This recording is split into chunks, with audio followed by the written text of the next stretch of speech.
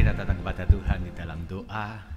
Pujian ini menghantar kami Tuhan dengan sebuah pengakuan bahwa jalan kami hendaklah dituntun oleh firman-Mu. Setiap kali kami melangkahkan kaki, berencana, mengambil tindakan, bersikap, bertutur, berbicara, mengambil sikap di tengah-tengah kehidupan ini, firman itulah yang menerangi jalan kami, dan tidak ada satu perkara kami berjalan di luar kebenaran firman-Mu. Maka hari ini ya Tuhan, kami bersyukur melalui teknologi yang telah Kau sediakan kepada kami masih boleh menikmati kebenaran firman secara istimewa di dalam ibadah pada hari ini. Ya Tuhan, Engkau berbicaralah kepada kami, bentuk kami Tuhan, supaya kami mengerti akan isi hati-Mu, dan supaya hidup kami semakin sesuai dengan kehendak-Mu. Kami berdoa memohon akan jam pemberitaan firman ini, biarlah menjadi jam yang Kau pakai untuk membentuk setiap jemaat-Mu. Dalam Yesus Kristus, amin. Shalom Bapak Ibu Saudara-saudara. Ini masih awal-awal Imlek ya, jadi nggak ada salahnya sampaikan selamat tahun baru untuk Anda yang merayakannya. Dan hari ini saudara-saudara, kita akan membicarakan sebuah tema, waspada terhadap ajaran palsu. Waspada terhadap ajaran palsu. Ayatnya terambil dari 2 Petrus pertama, ayat yang ke-1 sampai yang ketiga. 2 Petrus 2 ayat yang pertama sampai yang ketiga. Kalau Anda memiliki Alkitab, Anda bisa membaca, melihatnya. Ada di layar, akan saya bacakan untuk Anda. Dikatakan demikian, 2 Petrus 2 ayat yang pertama hingga yang ketiga. Sebagaimana nabi-nabi palsu dahulu tampil di tengah-tengah umat Allah, demikian pula di antara kamu akan ada guru-guru palsu. Jadi rupanya persoalan nabi palsu bukan hanya zaman sekarang, namun di tengah-tengah umat Allah zaman dulu dikatakan sudah muncul nabi palsu, dan di tengah-tengah jemaat zaman sekarang juga muncul pengajar-pengajar atau guru-guru palsu. Selanjutnya mereka akan memasukkan pengajaran-pengajaran sesat yang membinasakan, menggunakan kata khusus ya, memasukkan, jadi dijejalkan, dipaksakan supaya akhirnya masuk ke kepala kita. Dan yang dimasukkan adalah pengajaran-pengajaran sesat yang membinasakan. Bahkan mereka akan menyangkal penguasa yang telah menebus mereka. Hari ini kita disebut Kristen, orang Kristen, karena kita percaya Yesus Kristus adalah penebus kita. Namun di tengah-tengah jemaat, Petrus mengatakan akan muncul sebuah situasi di mana di tengah-tengah orang Kristen mereka menyangkal Kristus. Ironis bukan? Dan dengan jalan demikian segera mendatangkan kebinasaan atas diri mereka. Ayat 2. Banyak orang akan mengikuti cara hidup mereka yang dikuasai hawa nafsu. Saya ulangin, bukan sedikit, tapi banyak. Dikatakan banyak orang akan mengikuti cara hidup mereka. Jadi apa yang mereka ajarkan rupanya sudah menjadi bagian hidup mereka, menjadi lifestyle mereka, dan lifestyle mereka ini mencerminkan hawa nafsu. Dan dilanjutkan, karena mereka jalan kebenaran akan dihujat. Orang akan mengejek pengajaran Kristen, orang akan mengejek pengajaran Alkitab, orang akan mengejek jalan kebenaran, dihujat dan dicemooh karena melihat tokoh-tokoh atau guru-guru palsu atau pengajar-pengajar palsu yang menyampaikan pengajaran sesat yang membinasakan di atas mimbar. Dan karena serakahnya, guru-guru palsu itu akan berusaha mencari untung dari kamu dengan cerita-cerita isapan jempol mereka. Tetapi untuk perbuatan mereka itu, hukuman telah lama tersedia dan kebinasaan tidak akan tertunda. Berbahagia kita yang memahami firman Tuhan, kemudian mengaplikasikan di dalam kehidupan mereka. Saudara-saudara, di dalam tahun-tahun belakangan ini muncul sebuah akun di Instagram, saudara-saudara ya. Akun ini khusus menyelidik lalu mengekspos gaya hidup para pendeta-pendeta yang menurut keterangan resmi daripada adminnya punya pakaian atau style penampilan yang fancy. Konon saudara-saudara mereka, kami jujur kok cuma ngasih bentuk, namanya orang yang punya style, makanya dikasih nama pastor in style. Tapi kita tahu juga lah ya, bahwa sambil menunjukkan akan foto orang itu, memberikan nama, lalu juga memberikan harga outfitnya saudara-saudara ya. Ini semua nama saya buang saudara-saudara, tapi saya ingin tunjukkan beberapa outfit yang mereka pakai. Seseorang saudara-saudara, pastor atau pendeta memakai sebuah baju harganya 5 juta. Ya beberapa orang mengatakan 5 juta ya nggak mahal-mahal amat, tapi itu berarti upah 2 bulan gaji mungkin dari seorang karyawan untuk menghidupi satu keluarga. Yang lainnya memakai apa ya dia, semacam jaket lah ya kita sebutnya sekarang ya. Dulu namanya kan gampang ya, jaket, kaos ya, sekarang pakai namanya aduh aneh-aneh lah ya. 26 juta saudara-saudara. Lebih mahal dari motor kebanyakan orang mungkin. Yang satunya saudara-saudara sebuah sepeda dengan harga 47 juta dan sebuah kantong tempat taruh sepatu sementara bersepeda, harganya 5,8 juta saudara ya, itu tempat sepatunya ya.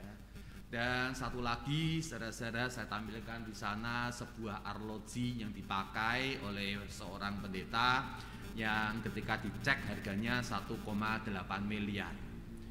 Dan jangan heran kalau Anda mendapatkan orang yang sama, arlojinya bukan cuma satu ini tapi ganti-ganti. Ya asik ya, 1,8 M, besok saudara-saudara setengah M ya. Gaya hidup. Beberapa yang lain asetnya lebih seru lagi saudara.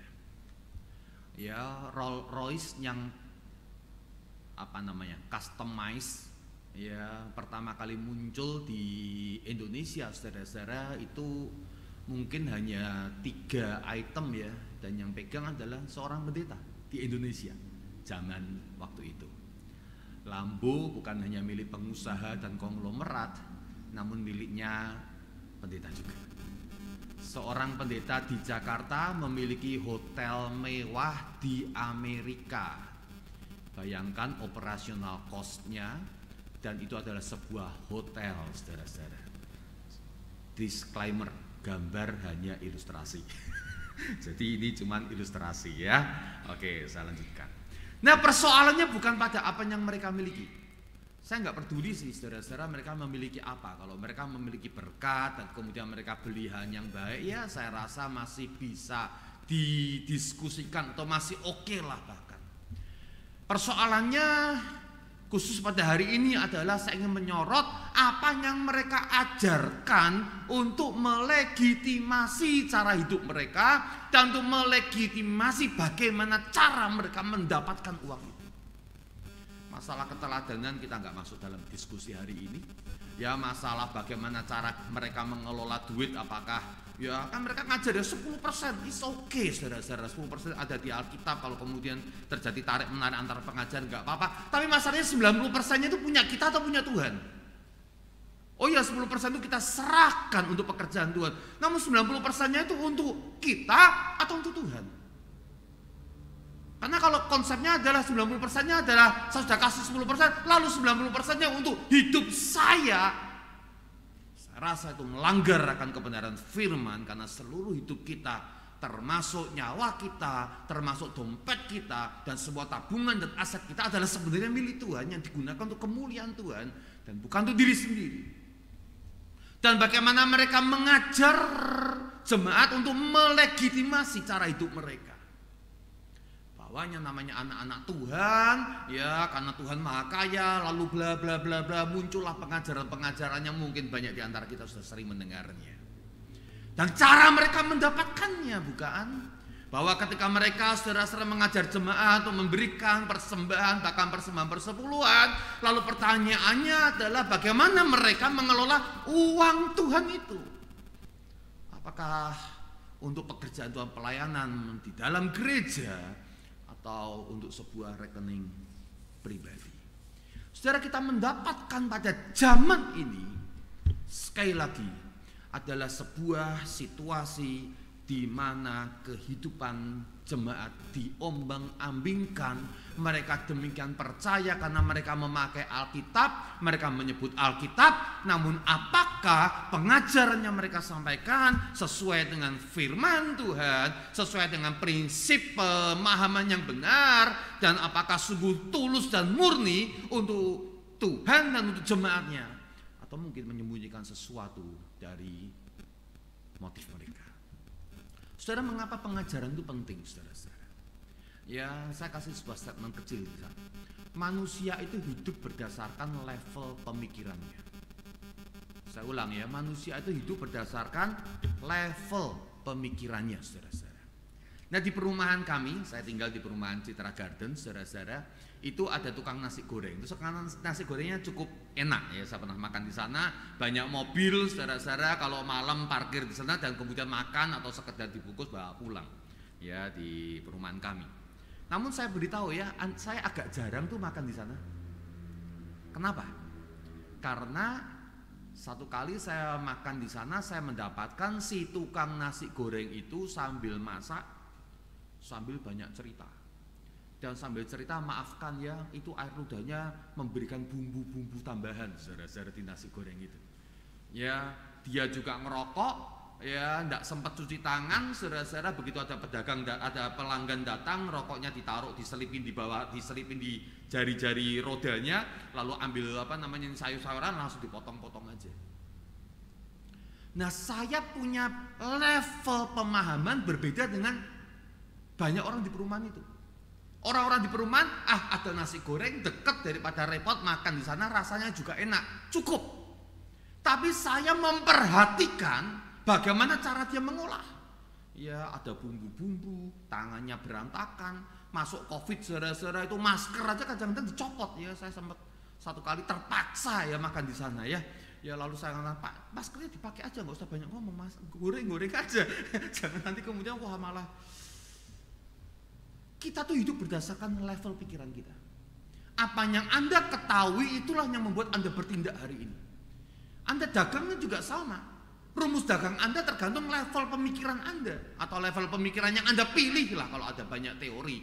Anda punya sebuah pemahaman, Anda punya sebuah pemikiran, Anda punya sebuah pola pikir, berarti sudah menjadi sesuatu keputusan yang otomatis lagi, tidak perlu untuk banyak dipertimbangkan, dan Anda itu berdasarkan level pemikiran itu. Nah, celakanya ada orang-orang yang sedang memasukkan sebuah pola pikir yang akhirnya kalau kita terima, akhirnya menentukan pola pikir kita dan kehidupan kita. Itu sebabnya mengapa Alkitab ini adalah sesuatu hal yang penting diberikan oleh Allah kepada umat Allah.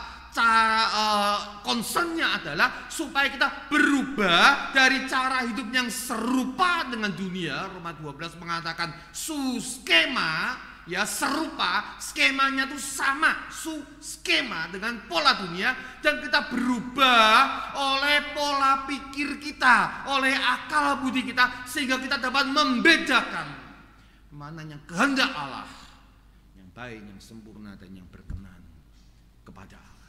Jadi Alkitab yang diberikan oleh Allah bukan untuk dibaca sembarangan, namun Alkitab yang diberikan Allah untuk dimengerti, untuk dipelajari, dan akhirnya kita masuk ke dalam pola pikir kita, yang akhirnya mengubahkan cara hidup dan perilaku kita. Celakalah kalau orang dunia dengan cara hidup dunia, lalu kemudian mereka ditebus dari cara hidup yang salah, keluar dari kegelapan, masuk pada terang Allah yang ajaib, lalu di gereja diberikan cara hidup dan pola pikir dunia lagi. Cuma sekarang pakai cara hidup dunia dengan pakai ayat, bedanya cuma itu saja. Itu bukankah menjadi lebih seram, lebih ngeri, karena mereka sekarang, saudara-saudara, memakai cara hidup yang lama tapi dengan sebuah label Kristen, koruptor Kristen, pencuri uang Tuhan.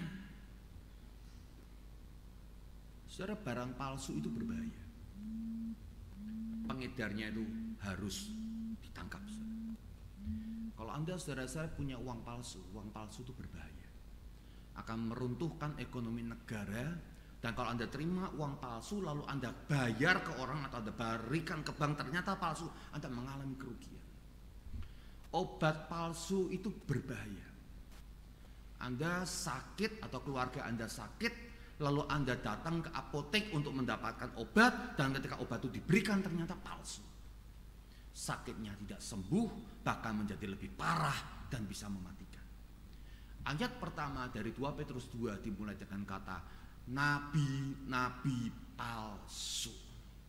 Sebagaimana nabi-nabi palsu dahulu tampil di tengah-tengah umat Allah, demikian pula di antara kamu akan ada guru-guru palsu. Ini serang. Karena mereka guru, mereka pengajar. Siapa yang mengangkat mereka jadi pengajar? Jemaat, orang Kristen. Dan kadang-kadang, apalagi di masa semuanya online semacam ini, kadang-kadang seorang pengajar yang harusnya khotbah di satu gereja lokal, oleh karena di-share di YouTube, lalu kemudian didengar oleh lebih banyak orang, satu orang di dunia ini. Kalau mereka mau akses, mereka bisa akses pengajaran daripada guru palsu ini. Dan guru palsu ini menyampaikan dengan demikian memikat, demikian menarik orang-orang saudara-saudara terpukau dan filter pikiran mereka saudara-saudara yang biasanya kreatif, yang biasanya tajam, lalu kemudian mulai melemah, dan karena cara menyampaikan yang demikian memikat, maka belum memasukkan pengajaran-pengajaran sesat yang membinasakan. Anda mengerti maksudnya membinasakan? Membuat seseorang akhirnya didorong, ya disudutkan, dan kemudian akhirnya masuk dalam kebinasaan. Saudara-saudara, Kristus datang untuk membebaskan Anda dari kebinasaan. Alkitab kita mengajarkan kita bagaimana cara hidup yang indah dan bahagia dan mulia. Namun guru palsu dan nabi palsu ini memasukkan hidup Anda kembali ke dalam comberan yang sama, bahkan lebih parah. Itu sebabnya mengapa barang palsu itu berbahaya. Persoalannya adalah kalau uang palsu ada cara untuk menangkap pengedarnya. Obat palsu ada mekanisme untuk melacak lalu kemudian menangkap pengedarnya. Namun pengajaran palsu, siapa yang berhak untuk menangkap pengedarnya? Diserahkan kepada Anda sebagai jemaat untuk kemudian memahami Alkitab dan mengenali apakah sebuah pengajaran itu adalah pengajaran yang sesat dan membahayakan disampaikan oleh pengajar palsu, atau memang dari pengajar yang benar, yang bertanggung jawab dan menyampaikan pengajaran yang sesuai dengan firman Tuhan. Ini bukan masa abad awal di mana gereja dipegang oleh satu kekuasaan, lalu kemudian pengajaran dari satu tempat, lalu kemudian semuanya sama. Karena kita sekarang masuk pada masa reformasi, di mana kita mulai memahami bahwa Roh Kudus, saudara-saudara, memakai Anda dan saya sebagai orang percaya untuk boleh mengerti dan memahami Alkitab. Tentu, saudara-saudara, dengan prinsip-prinsip yang benar. Mari kita tes sebentar. Yohanes 15 itu ngomong gini, ayat 7b. Mintalah apa saja yang kamu kehendaki dan kamu akan menerimanya. Ada di Alkitab? Ada. Kalau semuanya ada di Alkitab, kita harus percaya, ya. Kita harus pegang, benar. Tapi persoalannya adalah apakah ayat ini utuh atau tidak. Karena misalnya saja, saudara-saudara, ayat ini dimulai dengan ayat 7a. Jikalau kamu tinggal di dalam aku dan firmanku tinggal di dalam kamu, mintalah apa saja yang kamu kehendaki. Saudara, ayat 7b itu menarik sekali. Bukan mintalah apa saja yang Tuhan kehendaki. Kita kadang-kadang nyanyinya kan betul ya, jadilah kehendakmu. Tapi kan kenyataannya kalau doa kan minta aja Tuhan jadilah kehendakku lah. Ada ayatnya tuh 7b. Mintalah apa saja yang kamu kehendaki. Wah, haleluya kata mereka. Ya, kita minta apa yang kita kehendaki boleh, ada ayatnya tuh. Dan kita akan menerimanya. Yes. Halo. Perhatikan ayat 7a. Siapa yang disebut kamu itu? Yang disebut kamu itu adalah orang yang tinggal di dalam Tuhan dan firman Tuhan tinggal di dalam dirinya, baru mereka boleh minta apa yang dikehendaki. Kalau dia tinggal di dalam Kristus dan firman-Nya tinggal dalam dia, waktu dia minta, waktu dia menyampaikan doa dan mengatakan Tuhan, aku ingin menghendaki, kira-kira apa yang akan disampaikannya? Apa kehendaknya? Ya tentu kehendaknya adalah hal-hal yang berkenaan dengan kemuliaan Tuhan. Apa Tuhan, saya menderita, sakit ini saya sabar untuk menanggungnya, tapi satu hal saya minta, ya Tuhan, jadikan saya tetap bersyukur, jangan jadi batu sandungan di dalam rasa sakit saya.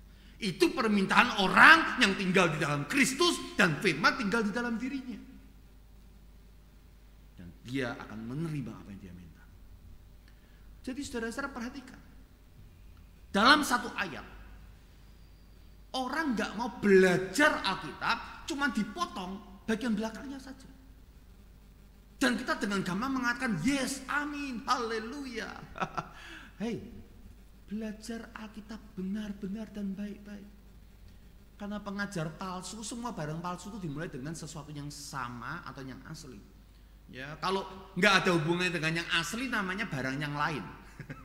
Kalau palsu berarti ada miripnya dengan yang benar, diambil bagian-bagian yang benarnya, tapi diberikan kualitas yang berbeda.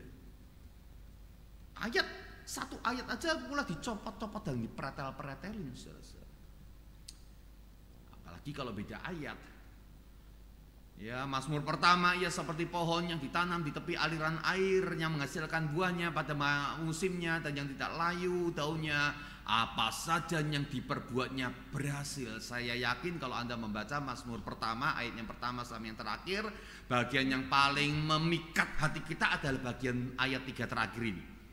Apa saja yang diperbuatnya berhasil. Ada ayatnya? Ada. Di dalam Alkitab? Ya. Dan semuanya ada di Alkitab, kita harus aminkan. Kalau kita percaya Alkitab adalah otoritas tertinggi, maka segala apa yang dikatakan firman Tuhan harus kita aminkan. Tapi please harus mengerti akan konteksnya, harus mengerti maksudnya Mazmur Daud itu apa. Contohnya saudara-saudara, sekali lagi dikatakan yang kesukaannya ialah Taurat Tuhan. Jadi kalau dia berbuat sesuatu, yang diperbuat adalah ya hal-hal yang sesuai dengan kesukaannya, yaitu firman Tuhan. Merenungkan, mengunyah, memamah biak. Kalau bahasa aslinya itu saudara-saudara, pengertiannya adalah memamah biak. Sekali dibaca, lalu kemudian direnungkan, dimakan ulang, dicerna lagi sampai akhirnya menjadi bagian daripada kehidupan kita dan menjadi saudara-saudara sesuatu yang betul-betul memberikan energi bagi kita. Itu namanya merenungkan. Jadi satu ayat dipretelin, ya. Satu perikop dipretelin. Terus kita mau mengatakan saudara-saudara bahwa pengajaran itu benar? Tunggu dulu. Mungkin palsu. Bukankah 1 Yohanes 2 mengatakan janganlah kamu mengasihi dunia dan apa yang ada di dalamnya? Jadi apa yang kita minta dari Yohanes 15 ayat 7b? Ketika kita meminta sesuatu, kita meminta dunia atau meminta tentang kehendak Allah? Kalau orang mengasihi dunia, kata 1 Yohanes 2 ayat 15, maka kasih akan Bapa tidak ada dalam orang itu. Artinya saudara-saudara, kita bisa mempertanyakan, kamu benar-benar lahir baru apa enggak sih? Katanya sudah percaya Tuhan, katanya lahir baru, katanya yang lama sudah berlalu, yang baru sudah datang. Tapi semua pikiranmu, pola pikir, ingat hidup kita ditentukan oleh level pemikiran kita. Ya, apa yang ada dalam perasaan dan keinginanmu, kok dunia terus masih manusia lama. Jangan-jangan saudara-saudara hanya serigala berbulu domba. Jangan-jangan kemasannya kelihatannya asli, tapi barangnya adalah palsu. Contoh lain, sebab bagi Allah tidak ada yang mustahil. Yes, amin, betul. Dan saudara-saudara dikasih ayat yang lebih seru lagi, bukan? Ya, katamu jika engkau percaya tidak ada yang mustahil bukan bagi Tuhan sekarang. Lukas pertama mengatakan bagi Tuhan. Namun Markus 9 mengatakan bagi orang percaya. Saya orang percaya, Anda orang percaya. Haleluya, maka tidak ada yang mustahil bagi saya dan Anda lah, kan kita orang percaya. Mari kita melihat konteks yang sekarang lebih jauh. Bukan konteks satu ayat, bukan konteks satu perikop, tapi konteks satu Alkitab. Perjanjian baru aja deh, nggak usah dihubungkan dengan perjanjian lama. Bukankah ketika Tuhan mengatakan ya Aba, ya Bapa, tidak ada yang mustahil bagimu. Kemudian dilanjutkan, ambillah cawan ini daripadaku, tetapi janganlah apa yang aku kehendaki, melainkan apa yang engkau kehendaki. Memang tidak ada yang mustahil bagi Tuhan, dan tidak ada mustahilnya bagi orang yang percaya. Persoalannya bukan masalah mustahil atau tidak, persoalannya bukan masalah bisa atau tidak, persoalannya adalah yang kita minta itu yang disesuaikan dengan kehendak Tuhan atau enggak. Dan sekali lagi, kegagalan kita adalah untuk memahami apa yang kita minta daripada saudara-saudara yang disampaikan oleh mereka, apa yang Tuhan bisa dan apa yang mungkin orang percaya juga bisa, kan? Yesus saja menyerahkan saudara-saudara, walaupun bagi engkau gak ada yang mustahil. Dia mengatakan tapi jadilah kehendakmu. Yakobus 4 ayat 3, konteks yang lain saudara-saudara. Ya, kamu berdoa juga tetapi kamu tidak menerima. Kok bisa gak menerima? Jawabannya karena sesuai dengan beberapa ayat yang kita baca, dikatakan karena kamu salah berdoa. Sebab yang kamu minta itu hendak kamu habiskan untuk memuaskan hawa nafsumu. Hai kamu orang-orang yang tidak setia, tidakkah kamu tahu bahwa persahabatan dengan dunia adalah permusuhan dengan Allah? Jadi barang siapa hendak menjadi sahabat dunia, silahkan jadi sahabat dunia. Tapi engkau berarti menjadikan dirimu sebagai musuh Allah. Anda mau bersahabat dengan Allah atau bersahabat dengan dunia? Dan Anda mau minta Tuhan menjadi Tuhan Anda atau menjadi pelayan untuk memuaskan hawa nafsu kita? Hal semacam ini saudara-saudara adalah perkara pengajaran dasar. Saya gak mengatakan hal macam ini adalah pengajaran saudara saya yang terlalu rumit. Semua orang percaya segala zaman memahami akan hal ini. Cuman di zaman akhir ini bukan akhir zaman, di zaman akhir. Di zaman akhir ini, pengajar-pengajar palsu telah menjadi demikian banyak, bahkan menjadi mayoritas. Dengar. Ya sekarang ini persoalannya semakin banyak mayoritas berbicara, maka kemudian semua pengikut mulai dengar yang mayoritas. Bukan cari yang benar, tapi cari yang besar, yang banyak pengikutnya, yang populer. Dan kemudian pengajaran dasar itu digoyangkan. Dan akhirnya orang-orang Kristen menjadi duniawi. Dan Anda tahu saudara-saudara yang dikatakan oleh ayatnya, mengatakan ayat yang kedua, banyak orang akan mengikuti cara hidup mereka yang dikuasai hawa nafsu. Mereka mengajarkan untuk mencari keinginan sendiri, mereka kejar keinginan sendiri pula, dan karena mereka jalan kebenaran akan dihujat. Aduh, sedih sekali. Hari ini orang nggak mau jadi orang Kristen bukan karena mereka saudara-saudara tidak suka akan berita keselamatan, tapi karena mereka heran. Namanya agama Kristen ternyata ajarannya lebih parah daripada motivator-motivator dunia.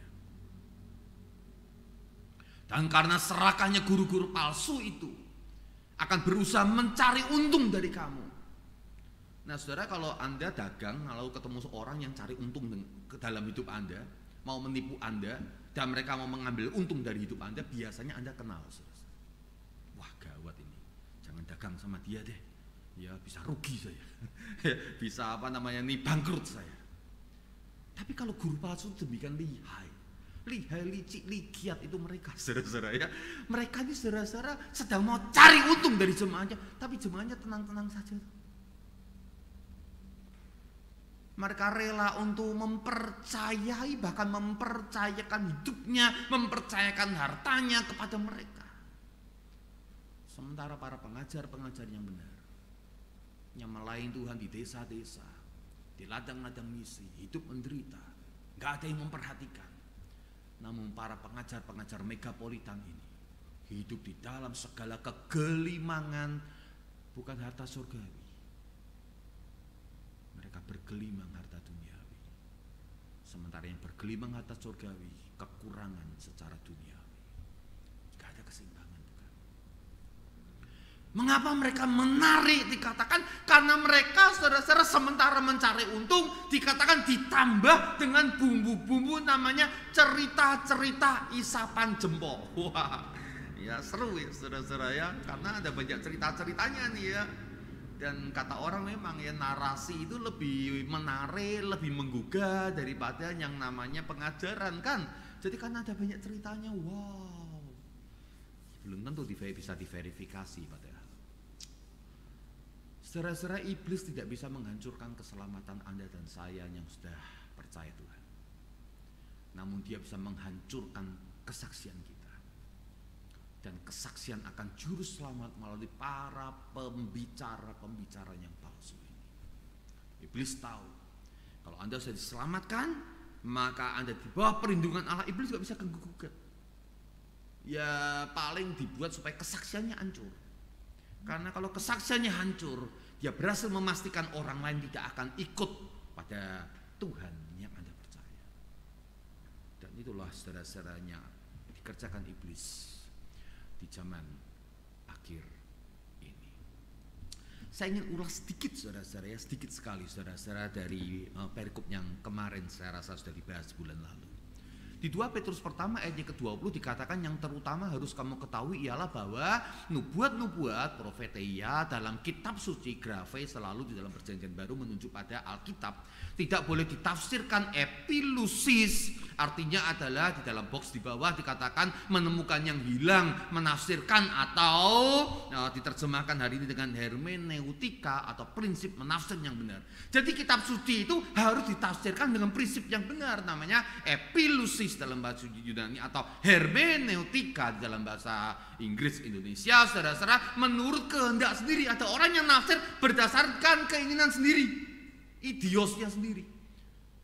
Ya, sebab tidak pernah nubuat dihasilkan oleh kehendak manusia, tetapi oleh dorongan Roh Kudus. Orang Kudus berbicara atas nama Allah bahwa Alkitab ini, kitab suci, diberikan melalui dorongan atau produksi daripada Roh Suci, Roh Kudus, supaya kita bisa mengerti dan membacanya saudara-saudara, dan kita bisa mengerti menurut kehendak Roh Kudus, Roh Suci.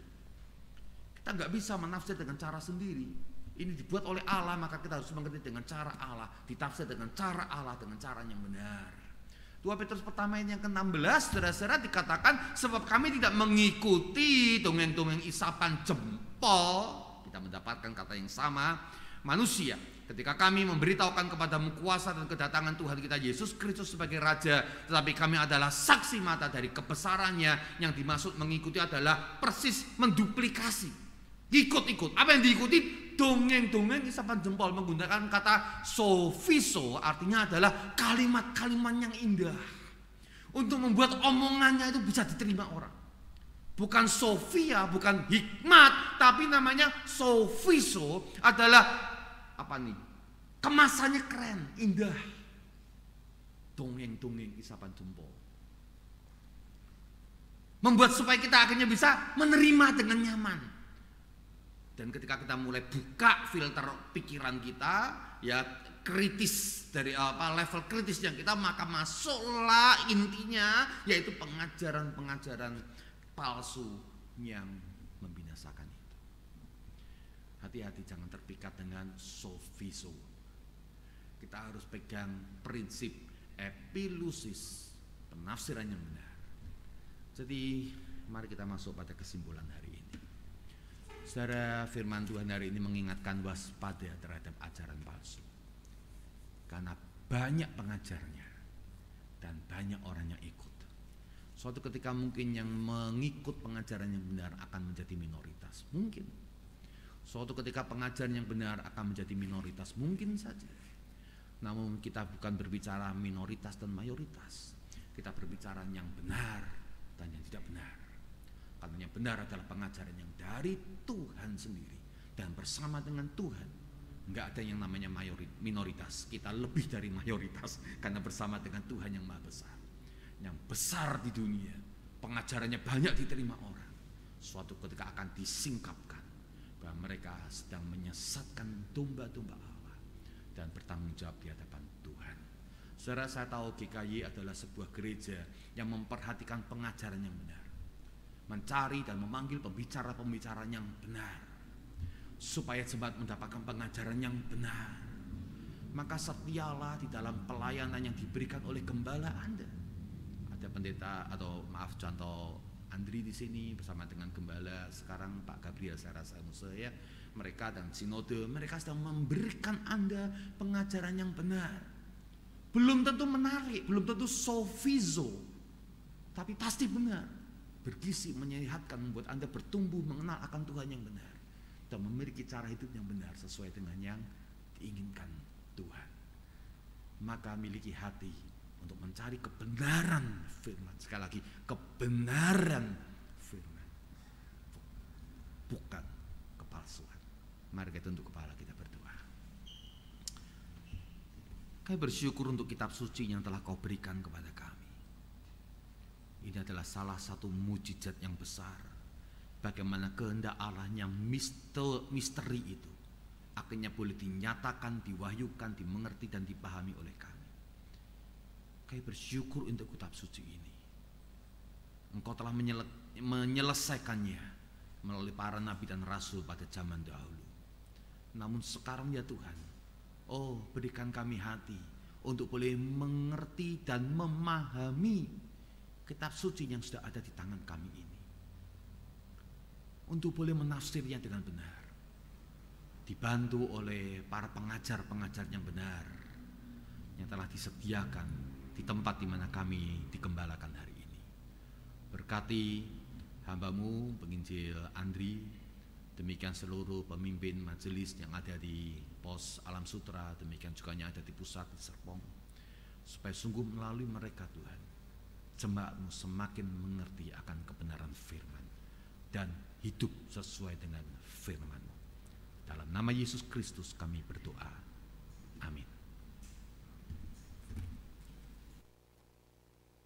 Jemaat yang disayangi Tuhan, arahkan hati kita kepada Allah sumber segala berkat dan terimalah berkat-Nya.